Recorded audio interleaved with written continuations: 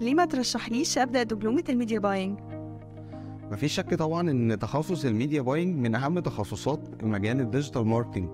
بس عشان نعرف نبدا ميديا باينج بشكل مظبوط لازم يكون عندي مهارات اساسيه وسكيلز تبقى موجوده بناء على الاكسبيرينس بتاعتي من شغلي في مجال الديجيتال ماركتنج بشكل عام.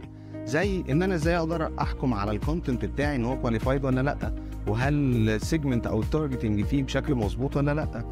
زي بالظبط لو في حد سيلز بيرسون جات له فرصه شغل وهو ما صدق ونزل يشتغل على طول. دلوقتي هو هينزل يبيع برودكت هو ما يعرفش عنه اي حاجه ولا يعرف الفيدباك بتاعته، فطبيعي جدا ان هو ممكن يقابل نيجاتيف فيدباكس، ممكن يقابل حاجات كتيره ومشاكل كتيره، فبالتالي خسر وما عرفش يبيع حاجه.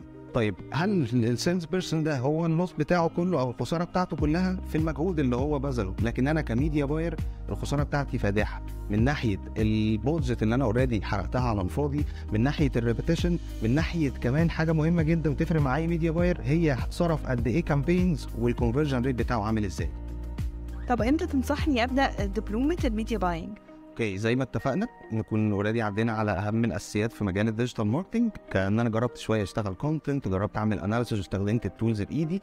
وحاجه مهمه جدا جدا هي فكره التطبيق او البراكتيكال على الحاجه اللي انا هشتغلها في جزئيه الميديا باينج. مهم جدا التطبيق يا جماعه، ما ينفعش ان انا مثلا اتفرج على فيديو على اليوتيوب هيقول لي الاساسيات وافتح الداشبورد منين والزراير ايه وهكذا، لكن هل الريزلتس هتبقى مضمونه 100%؟ لا. لازم فكره ان انا بجرب على صناعات مختلفه، هو دي اكتر حاجه هتبني الاكسبيرينس بتاعتي.